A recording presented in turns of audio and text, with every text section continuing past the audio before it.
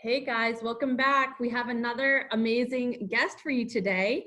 This person is another one of my college classmates. She is a teacher and she'll introduce herself a little bit to you. Miss Allard, can you introduce yourself to our viewers? Yeah. Hi, my name is Miss Allard. I am a middle school social studies and religion teacher. I live in Michigan. So today we're talking a little bit about the situation we've been in where a lot of people across America and across the world have not had access to Mass. So Elizabeth is going to share with us a little bit about her experience and about what it's like to be longing for the Eucharist when you can't receive him as immediately as you want to. So Elizabeth, when did they close down the parishes or the masses, the public masses for your diocese? About a week ago, so last Friday. And we didn't really expect that to happen anytime soon. We were kind of getting ready for it. And the school I work at is connected to a parish. So when they kind of shut down the parish activities, it was around the same time they shut down a lot of the school activities. But here's the thing you gotta know, is that normally I go to Mass like 3 times a week. But when they say you can't do something, I think you want to do it so much more just because. I think the same thing goes with this quarantine situation where I would probably not be going out every night anyway, but since you told me I can't, now I really want to. That is so true. I definitely feel that. I'm like, oh, well, just because you said I can't, now I'm going to. Yeah. So since that, the masses in the diocese have been canceled. I'm in the Archdiocese of Detroit, so we have like 200 some parishes. And since that's been happening, I've been talking to a lot of my friends and just about how much we didn't realize how much that was going to affect us as a group. Yeah. So how would you say it has affected you personally, not being able to go to Mass? Like you said, 3 times a week was normal for you. And I know at least at Kemper, we went Wednesdays at school together and then over the weekend. So how would you say that has affected you personally, not being able to go to Mass? This week, I was lucky enough to actually get to go to Mass a couple times. But in the days like leading up to that, it was just like a feeling I hadn't known before, where it was something where I said, you know what, this thing that I take for granted all the time is not going to be around until Easter. Mm-hmm. Like there is no more Mass. And I think it got me thinking a lot about both the Eucharist and then longing in general, and like wanting things. Because like we receive the Eucharist really frequently as Catholics, which is such a gift, but I think we forget that as a collective group, especially if you go to Mass really frequently, it can become very, very normal.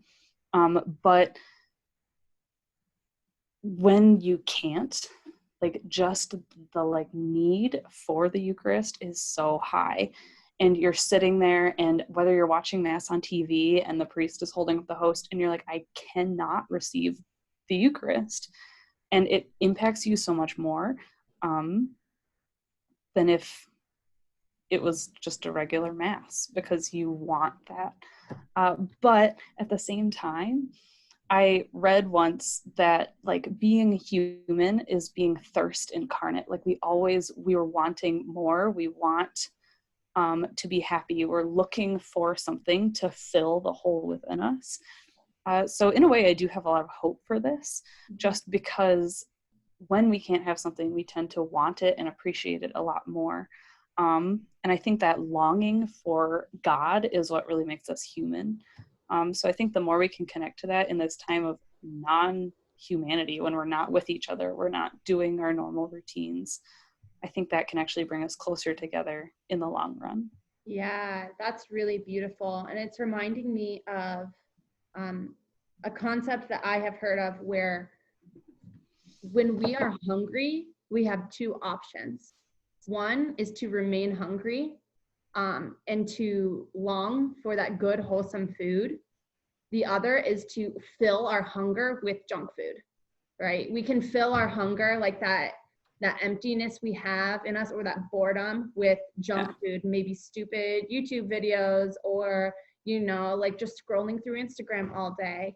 Or we can fill it with that longing for the Eucharist through prayer, through waiting on God, and through having good, wholesome conversations. And then until ultimately we can be fed like the best banquet we could ever possibly long for, Yeah. So that's really beautiful. I really appreciate that you said that. So how have you been staying close to God in this time? You mentioned that you've been watching live streams of Mass. Yeah. What else have you been doing to stay close to God? Yeah, we've been able to watch live streams of masses. A lot of my friends that I know have been doing virtual holy hours, where there are churches that are streaming just like the exposed Eucharist 24/7. Yeah.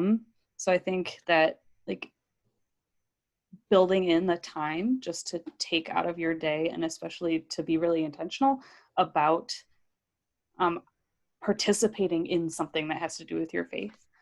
Because when you're just sitting at home, we're not in a place dedicated to prayer. And when you're not in the place, then it's hard to get into the headspace of that prayer. So like I said, I've been lucky enough to be able to go to Mass a couple times, but in the days that I can't,